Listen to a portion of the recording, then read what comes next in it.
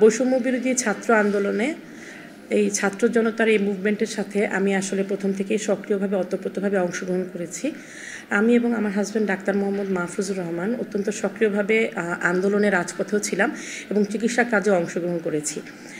বৈষম্য বিরোধী ছাত্র আন্দোলনে আহতদের সাথে আমার প্রথম এক্সপিরিয়েন্সটা হয় 18 তারিখ দুপুরের পর থেকেই হাসপাতালে প্রচুর রোগী আসতে শুরু করে। আমি সেখানে 15 থেকে 25 বছর বয়সী শতাধিক রোগী দেখতে পাই। কেউ এক চোখ হাত দিয়ে ধরে আছে, কেউ দুই চোখ হাত দিয়ে ধরে আছে, রক্তাক্ত চোখ দিয়ে রক্ত ঝরছে, সবাই ভয় পাচ্ছে। এমন একটা সিচুয়েশনে তাদের মুখোমুখি হই আমি, এবং অভিজ্ঞতাটা অত্যন্ত হরিবল ছিল।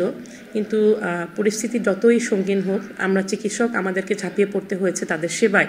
এবং বৈষম্য বিরোধী ছাত্র আন্দোলনের আহতদের প্রতি আমি ব্যক্তিগতভাবেও দায়বদ্ধ, কারণ তারা জাতির শ্রেষ্ঠ সন্তান। তারা দেশের জন্য তাদের চোখে তাদের মুখে গুলি খেতেও দ্বিধাবোধ করেন নাই। সো আমরা প্রথম থেকেই চিকিৎসা সেবায় ঝাঁপিয়ে পড়েছিলাম। এক্ষেত্রে বলতে হবে এই হাসপাতালের বর্তমান সহকারী পরিচালক ডাক্তার রেজওয়ানুর রহমান সোহেলের কথা। ওনার দৃঢ় প্রতিজ্ঞ পদক্ষেপের মাধ্যমে আমরা এই হাসপাতালের চিকিৎসকরা তাদেরকে চিকিৎসা দেওয়া শুরু করি। 18 তারিখ দুপুরের পর থেকেই 10 টেবিলে ওটি শুরু হয়ে যায় এবং মধ্যরাত পর্যন্ত ওটি চলে। পরদিন 19 তারিখ ছিল শুক্রবার। সেদিন রাস্তায় কোনো যানবাহন ছিল না। তারপরও আমি সহ আরও কিছু মহিলা ডাক্তার এবং হাসপাতালের অনেক চিকিৎসক আমরা পায়ে হেঁটে বা ভ্যানে করে আসি এবং এখানে চিকিৎসা সেবা দেই। 3, 4, 5, 6, 7 এই কয়দিন আমরা প্রতিদিন প্রচুর রুগীর ওটি করেছি, প্রচুর রুগী রিসিভ করেছি। এবং এখানে আমাদের যদি বলতে হয় যে টোটাল আমাদের এখানে ভর্তিকৃত রোগীর সংখ্যা 786 জনের মতো, এবং এর মধ্যে প্রাথমিকভাবে অপারেশন সম্পন্ন হয়েছিল 500-র উপরে এবং রেটিনা অপারেশন হয়েছে 280-র উপরে।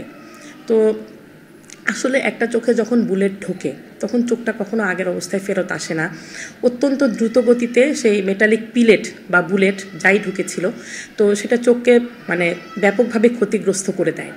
প্রথমে হচ্ছে যে আমাদের এখানে তারা যখন এসেছেন তখন আমরা প্রাইমারি রিপেয়ার করেছি, তার মানে যে এন্ট্রি দিয়ে মেটালিক পিলেট বা বুলেট ঢুকেছিল সেই এন্ট্রিটা আমরা ক্লোজ করে রিপেয়ার করে দিই এবং পরবর্তীতে তাদের হচ্ছে যে রেটিনা অপারেশন সম্পন্ন হয়। 18 তারিখের একটা স্মৃতি আছে, যেহেতু পেশেন্ট তার প্রাইভেসি ডিসক্লোজ করতে চায়নি।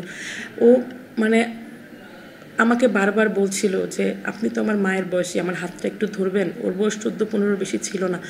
ও পুরো ওটির সময় আমি ওর হাতটা ধরেছিলাম যে বাবা আমার হাতটা একটু ধরবেন, আমি ওর হাতটা ধরেছিলাম। আমি সেই স্মৃতি কখনো ভুলবো না। ও আপনি আমার মা, আপনি আমার হাতটা ধরেন। তারপর ও নাম পরিচয় বললো এবং ওর পিতৃ পরিচয় বললো। আমি বললাম ঠিক আছে বাবা, তাহলে কি আমি ফোন করে দিব? আমার বাবা জানেন, আমার বাবা আসছেন। তারপর ব্যান্ডেজ করার পরেও আমার হাতটা ধরে বলছে মা একটা কথা জিজ্ঞেস করি। হ্যাঁ বাবা করো। মা আমি কি চোখে দেখবো না? আমি হ্যাঁ বাবা, ইনশাল্লাহ আল্লাহ চাহে তো দৃষ্টি উন্নত হবে। আমি ছেলেটাকে এখনও দেখেছি, পরে দৃষ্টিশক্তি তো তার উন্নতি হয়নি। তারপর 5 আগস্ট একটা স্মৃতি আমি বলতে চাই। 5 আগস্ট আমি হেঁটে হেঁটে হাসপাতালে এসেছিলাম। সেদিন আমি টোটাল প্রায় 22 কিলো হেঁটেছি। হেঁটে হেঁটে এত দূরে এসেছি। আসার পরে আমি হাসপাতালে ঢুকেই প্রথম যে দৃশ্যটা দেখতে পাই, উপরে যে ওমর ফারুক রুগীটা আছে সেই রুগী, সে একটা হুইল চেয়ারে বসে আছে, তার ভাই হুইল চেয়ার ধরে আছে, তার ভাই ফরহাদ। তো ওমর ফারুক কাঁদছে, তার 2 চোখ ফুলে আছে। তো সে আগের দিনই 4 তারিখেই ভর্তি হয়েছিল, তার প্রাথমিক চিকিৎসাটা হয়েছে এবং তারপরে পরবর্তী চিকিৎসার দিকে আমরা যাচ্ছিলাম। ওমর ফারুকের চোখ দেখে আমার খুব খারাপ লাগলো। ওমর ফারুক বললো যে, আমি হাত দিয়ে বললাম বাবা তোমার নাম কি, তুমি কোথা থেকে আসছো? ওর বাড়ি বগুড়া। সেখান থেকে আসছি, গুলি ওই শফিপুরে খেয়েছি, সব বললো। তারপর আমাকে বললো যে ম্যাডাম আমি কি চোখে দেখবো? আমি আসলে ওমর ফারুকের জবাব দিতে পারিনি। ওর 2 চোখে মাল্টিপল পিলেটস ছিল। ওমর ফারুক এখনও কিন্তু দেখতে পায় না। তারপর ভিতরে ঢুকেই দেখি এক ছেলে কাঁদছে, ওর নাম ছিল ইমাম হোসেন।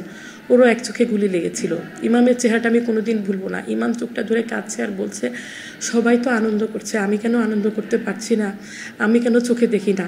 ইমামের এক চোখে গুলি লেগেছিল, আল্লাহর রহমতে অন্য চোখটা ইমামের ভালো আছে। আমি আসলে এই স্মৃতিগুলো ভুলবো না। কিছু মানুষ, যেমন আবু সালের একজন রোগী ছিল, ওর বাড়ি সিলেট। আবু সালেরও 2 চোখে গুলি লেগেছে, ওর এক চোখেও কিছুই দেখে না, এমনকি আলো পর্যন্ত দেখে না, NPL ভিশন। অন্য চোখটায় অপারেশনের পরে কিছু কিছু দেখতে পায়। অপারেশনের একদিন পরে আমি হাসপাতালে সন্ধ্যাবেলা রাউন্ডে আসি, তো সন্ধ্যাবেলায় রাউন্ডে এসে দেখি আবু সালে বাইরে। আমি বললাম হাই তুমি বাইরে কেন? বাইরে বৃষ্টি হচ্ছে। আবু সালে বলে যে আকাশ তো দেখতে পাই না, একটু একটু বোঝা যায় যেখানে আকাশ আছে। আবু সালে সিলেটের। ওরা তরুণ, ওদের বয়স 21-22 সর্বোচ্চ, কারো বয়স 14-15, কিন্তু ওরা ওদের এই চোখটা দিয়ে পৃথিবীটাকে আর কোনো দিন দেখতে পাবে না, এই মুক্ত আকাশ, খোলা আকাশটাকে দেখতে পাবে না। আমি ওদের কথা ভুলতেই পারি না, ওরা আমার মানে আত্মার অংশ। আমি এটাও ভুলতে পারি না যে কয়েকদিন আগে ঢাকা ইন্টারন্যাশনাল ইউনিভার্সিটির একজন ছেলে এসেছিল, রাকিব। ও শুধু ফাইনাল পরীক্ষাটা বাকি। ও ছেলেটা খুব ভালো ছাত্র। ও বলে যে আমি তো পড়তে পারি না, আমার হচ্ছে যে 2 চোখে গুলি লেগেছে। মোটামুটি মানে ভাতটা হাত দিয়ে খেতে পারে, হেঁটে বাথরুমে যেতে পারে, কিন্তু পড়ার জন্য যেটুকু ক্ল্যারিটি দরকার সেটুকু ক্ল্যারিটি ওর চোখে নাই। তো ওর ভাগ্যটা ভালো ছিল। ইন দ্য মিন টাইম আমাদের সহ উপদেষ্টা স্যার ছিলেন, স্যার নিজে ওর জন্য একটা বন্দোবস্ত করে দিলেন। ওরা আসলে কারো গলগ্রহ হতে চায় না, ওরা চায় ওদেরকে সর্বোচ্চ চিকিৎসা সেবা দেওয়া হোক, ওদেরকে দুনিয়ায় চলতে ফিরতে মানে একটু সাহায্য করা হোক, ওদের পুনর্বাসন করা হোক।